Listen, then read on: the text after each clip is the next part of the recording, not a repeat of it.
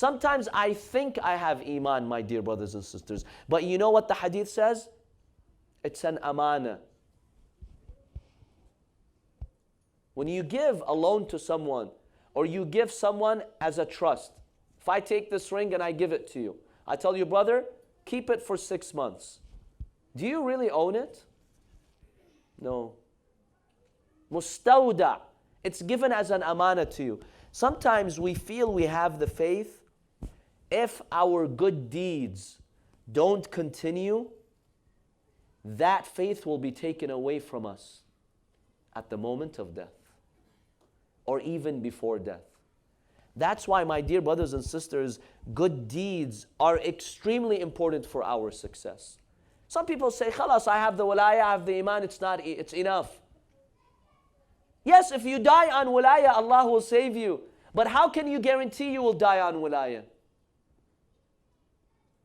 Don't you remember the story of Al-Fudayl ibn Ayad, one of the students of Al-Imam Al-Sadiq alayhi salam?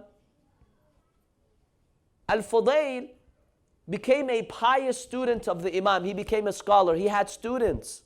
Al-Muhaddith Al-Qummi narrates this. He had students. One of his students was the most knowledgeable student. One day Al-Fudayl ibn Ayad was told that your student is dying. He's in the state of ihtidar, sakarat al-maut. Come read some du'as for him. He comes, he sees his student is dying. And remember, he was one of the most knowledgeable of his students. So he opens Surah Yasin and he starts reciting Surah Yasin. Immediately his student, as he was struggling, he was in pain, he told him, stop reading. Al-Fudayl was shocked. Why? I'm reading Quran for you. Why do you want me to stop? He said, stop.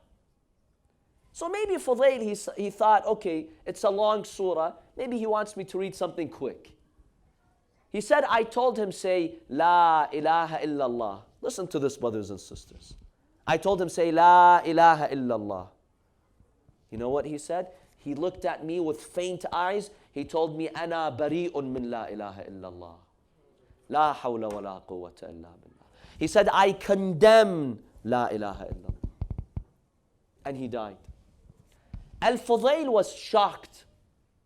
How? One of my own students who had knowledge, what happened to him? Why did he die such a death? He was disturbed for a while. About a week later, he sees his student in his dream. Al-Muhaddith Al-Qummi narrates this. Muhaddith Al-Qummi is the author of Mafatih Al-Junan, which we read our dua book.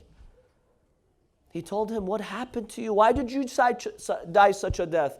He said, 3 sins in my life I never repented from made me lose my iman at the moment of death. He told him, what were those 3 sins? He said 3 sins. Number 1, jealousy. I would act on my jealousy and I would ruin people's lives. I would create tension between people because I was jealous of some people. And I never repented from Allah. You see what jealousy does, my dear brothers and sisters? Imagine the significance of jealousy. He said, number 2, namima.